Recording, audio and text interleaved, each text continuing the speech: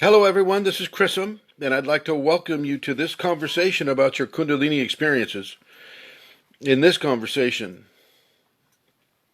I would like to cover the idea of no pain, no gain.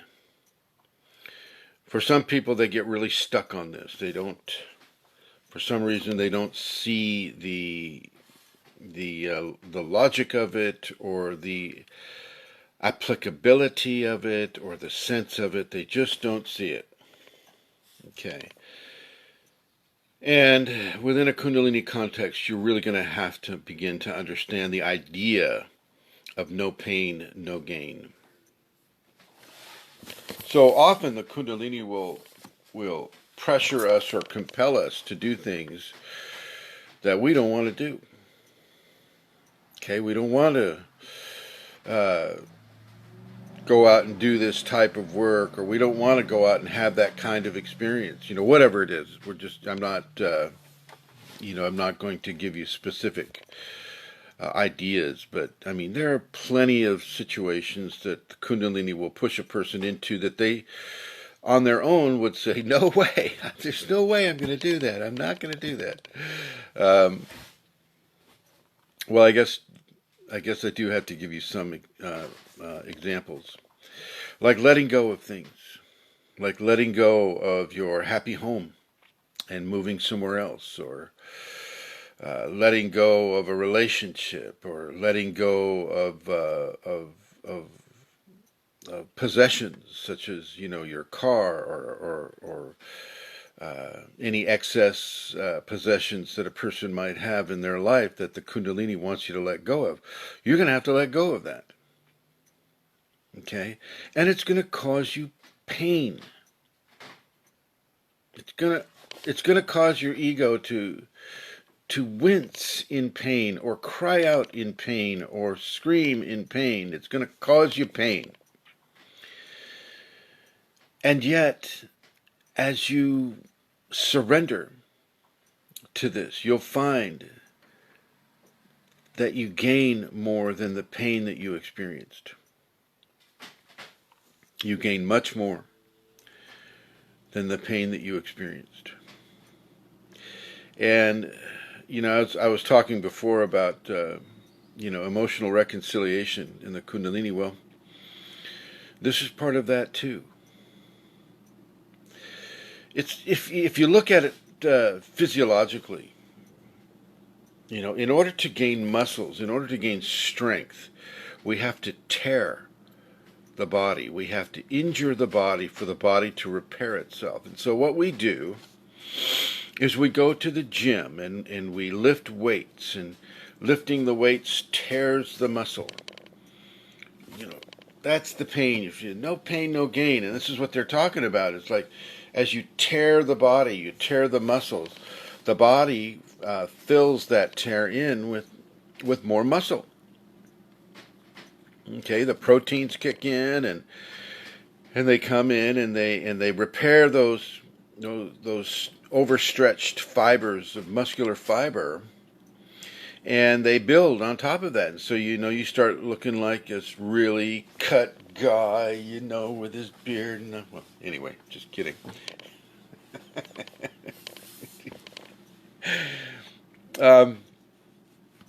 It's the tearing that is the pain, and it's the added strength that comes over continued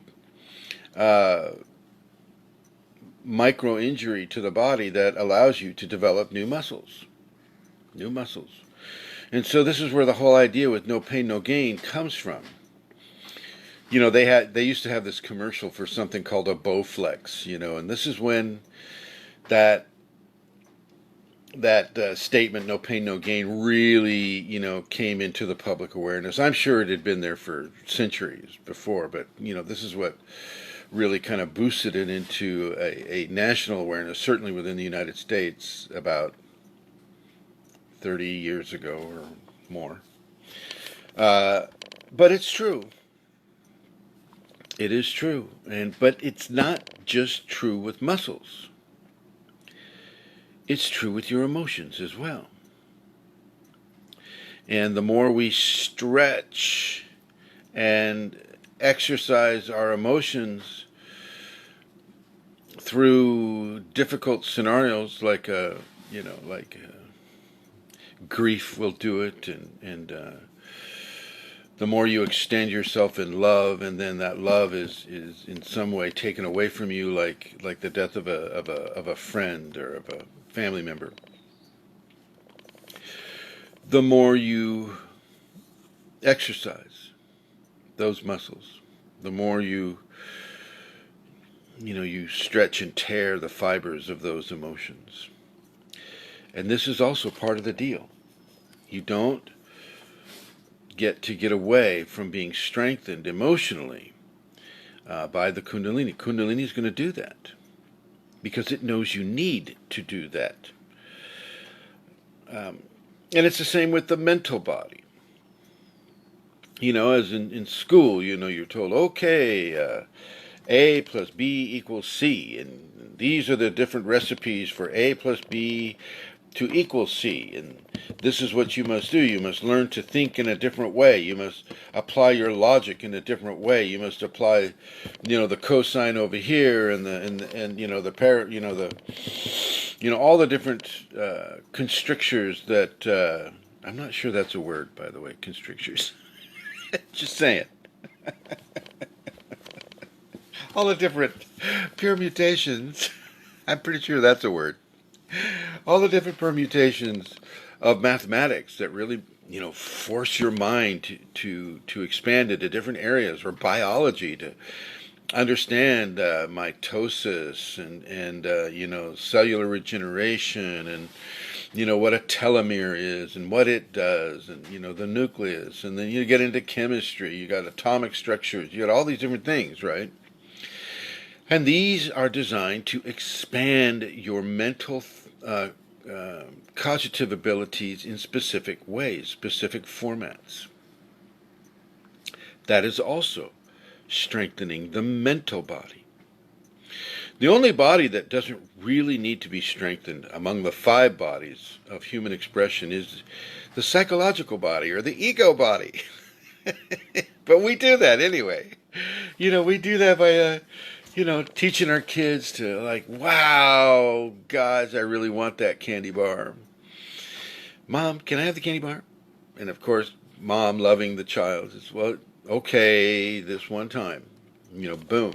The ego has been rewarded for wanting and for desiring and for attaching to some object or something that will stimulate the physical and emotional environment. And so the psychological, the ego body gets really upgraded most of the time, not surprisingly. And it also happens with the mental body, or the spiritual body. The spiritual body, looking into the different and varied spiritual experiences that a person may have, whether it's in the dream state or in the waking life. A lot of Kundalini people will have waking life visions. This forces you to expand your understanding and experience of a spiritual nature, where faith is tested, where trust is tested, where these types of things really force your spiritual body to expand outwards and inwards at the same time. So you might say that meditation would be a good stretching of the spiritual body. Just one. I mean, it's not the only one. So the whole idea is that when you create a level of trauma upon any of the bodies of expression, as that body of expression moves through the healing of that trauma, the person gains strength, no matter what it is. Let's go back to school with it. It's just like if you get the wrong answer on the test, you're like, wait a minute. I thought A plus B equaled C. And the teacher says, well, it does. It does indeed. But the way you came about it was not the right way. And we studied this all week, and where were you, Mr. Mitchell? Where were you? so, so that, getting that answer wrong, and having that answer corrected in a way that the teaching implies, that makes you stronger. You won't miss that question again, hopefully, on the next test. That's what we're talking about here. Okay, strengthening the mental mind in this example, but it's the same with the emotional. It's the same with the emotional mind, and so you don't make the same kind of a correction with the emotional body, and yet sometimes you do. Sometimes you correct yourself. Sometimes you realize, like, wow, I was way too narcissistic in that type of a scene, and I gotta take my ego in hand and kind of go, Mr. Narcissism. Yeah, let's we're gonna dial that down a little bit, or maybe a lot.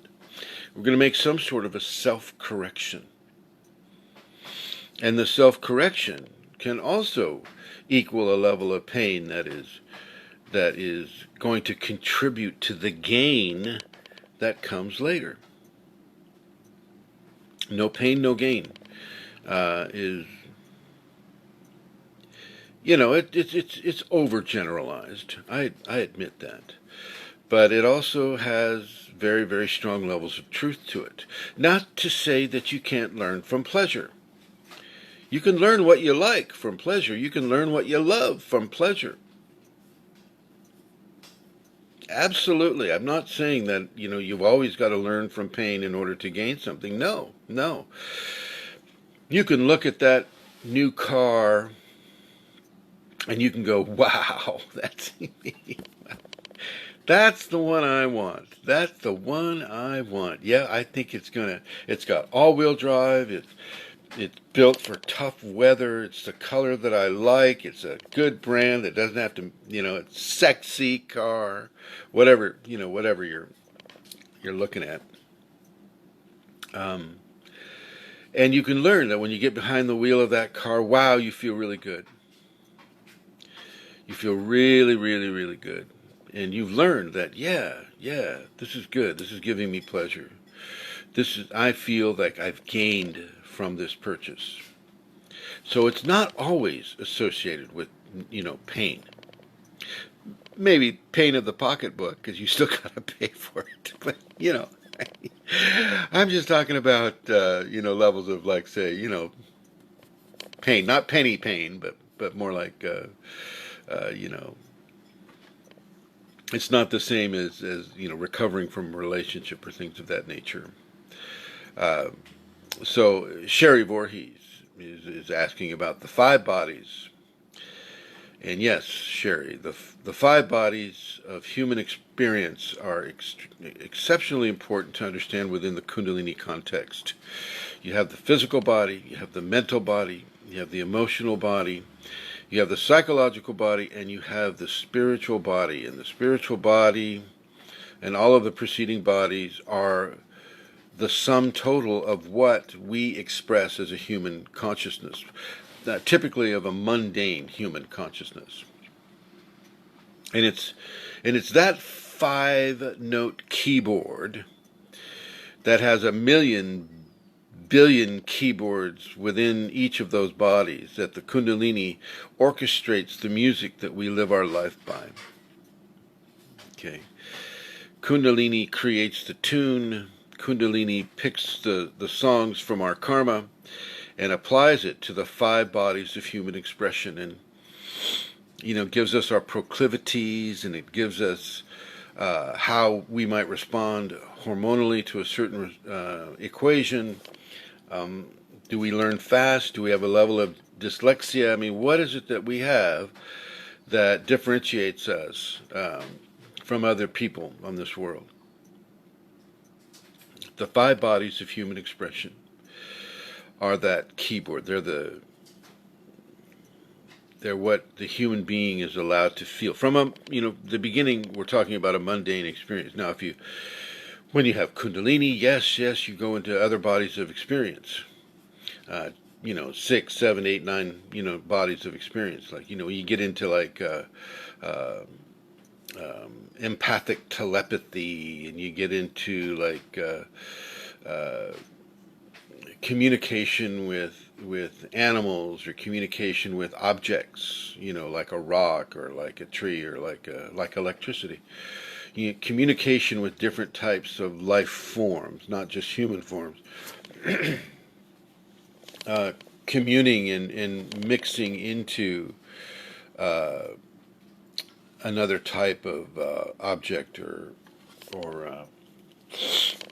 force of creation. That those types of experience force us to expand out of just a simple 5-body model. But for the most part, at this point, it's a 5-body model that we're working with as we come into the Kundalini and we learn how to live with the Kundalini. It's those 5 bodies that the Kundalini is going to use to paint the picture of our self-correction, to paint the picture of who we are, how we are, what we are, why we are, where we are, when we are. So thank you for asking that question. It's very nice. Okay, all right. Well, this is what I wanted to talk to you about, is the whole no pain, no gain scenario. It is a real scenario. It is a helpful scenario. And it will evolve you into your next mountain range of Kundalini experiences. Thanks for watching.